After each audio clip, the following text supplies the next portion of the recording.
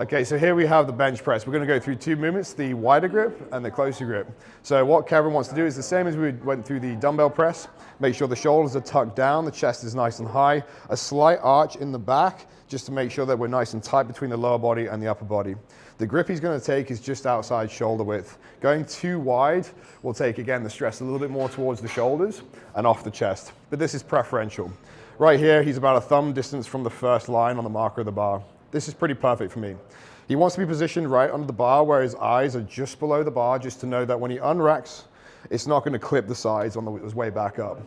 On the way down, he's going to aim for a roundabout nipple line. So his elbows are going to be coming towards me, again towards the corners of the room, pressing up and slightly back, where it'll end up just over his shoulder line there.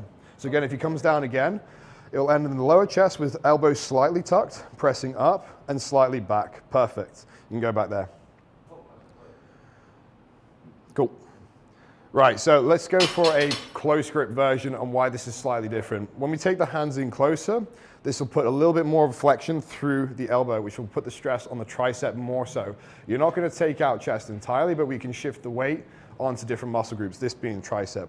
So it looked very, very similar. So if Kevin comes off again in the same way, he's going to take that bar down to the same position, but as you notice at the bottom, there's a lot more of an angle here where the forearm's touching the bicep, which again stresses tricep more.